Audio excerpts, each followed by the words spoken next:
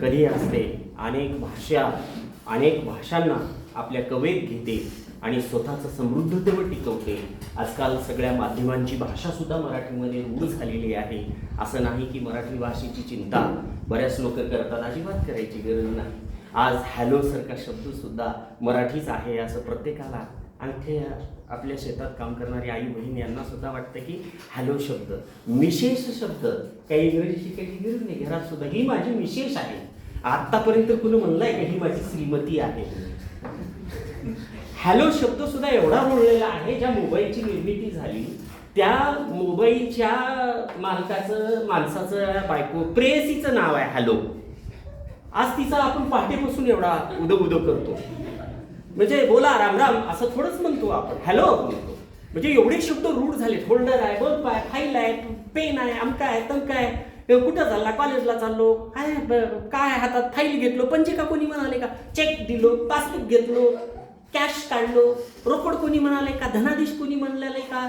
म्हणजे असं नाही, म्हणजे मराठी भाषेमध्ये सामावून घेण्याचं सामर्थ्य आहे. अगदी तिचे व्यंजनच जास्त आहे, इतर भाषेपेक्षा व्यंजन जास्त आहे. आणि हिंदी, गुजराती ह्या सगळ्याचं मिलन म्हणजे मराठी भाषा आहे. घाबरायची गरज नाही.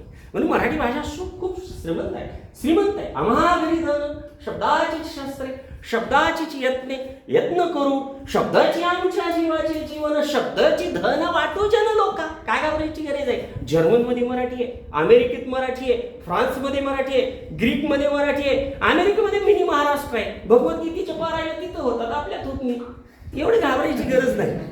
आणि माझा मराठीचा माणूस ऑस्ट्रेलियामध्ये एक वंदना नावाची लेडीज मोठे व्यापारी आहे, उद्योजक आहे, चांगलं मराठी बोलते. इथले कार्यक्रम तिथं करते. आपले सगळे हास्य सम्राट वगैरे कार्यक्रम देशांमध्ये बाहेरच्या झालेले आहेत.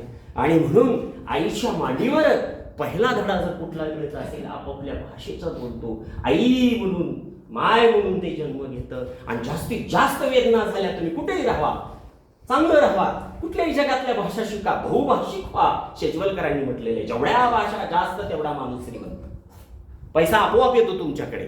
म्हणजे भाषा शिकायला मर्यादा नाही, इतकी समृद्ध मराठी भाषा आहे.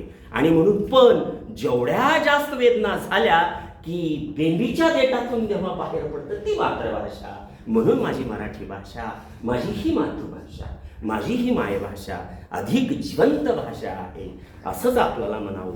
म्हणून माय मराठी, साध मराठी, भाषांचा भावार्थ मराठी, बात मराठी, सात मराठी, जगण्याला या अर्थ मराठी या वृत्तीप्रमाणे मी या कार्यक्रमाचे अध्यक्ष, महाविद्यालयाचे प्राचार्य माननीय डॉक्टर संजय वाघमारे सरांना या ठिकाणी विनंती करतो की आपण कार्यक्रमाचा अध्यक्षीय समारोप करा.